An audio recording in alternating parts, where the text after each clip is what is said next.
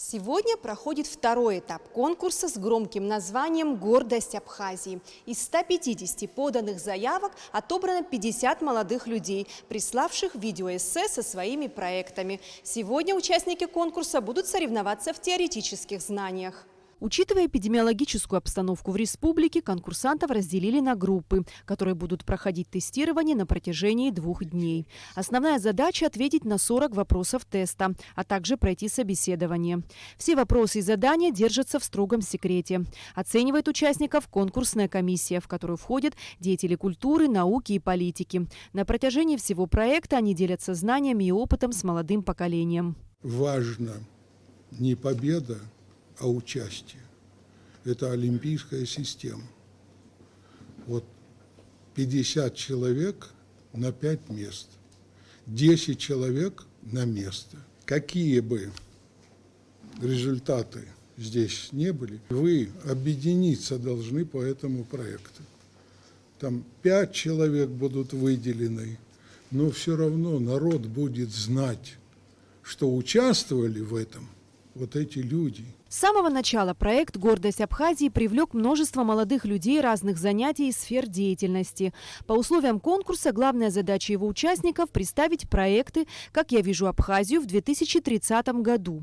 23-летняя Аминат Ачба, юрист по образованию, видит свою родину безопасным правовым государством, а ее жителей – законопослушными гражданами. Постараюсь сделать все возможное в случае, если предоставится такая возможность, сделать все для того, чтобы повысить уровень законопослушания в нашем государстве и усилить меры по безопасности, которые, я считаю, необходимы, являются постулатами и основами любого государства, которое должно строиться на современном этапе. Еще один участник проекта, Инал Тужба, видит будущее страны в развитии туризма и сферы услуг. И начинать, по его мнению, необходимо с регионов. Я хотел выделить Ачимчирский район, который, к сожалению, пока очень слабо развит.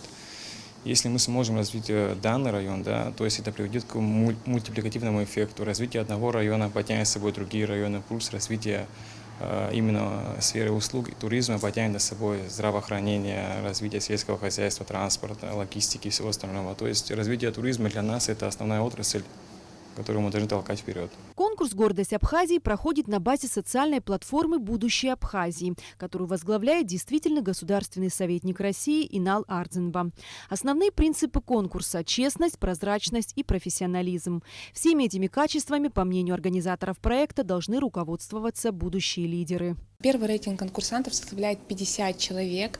Конкурсантов мы разделили на 2 дня, то есть второй этап будет проходить 11 и 12 августа. Учитывая эпидемиологическую ситуацию в стране, в Министерстве здравоохранения мы согласовали все меры предосторожности для проведения второго этапа. По итогам второго этапа будет сформирован второй рейтинг конкурсантов, который будет состоять из 25 человек. Далее уже после финала проходит 25 человек, и из 25 определяются 5 победителей конкурса. Итоги второго этапа конкурса будут объявлены 13 августа. Финал пройдет в конце августа текущего года на площадке Абхазского государственного университета. Эсма Гуланзе, Тимур Гугохи, Абхазское телевидение.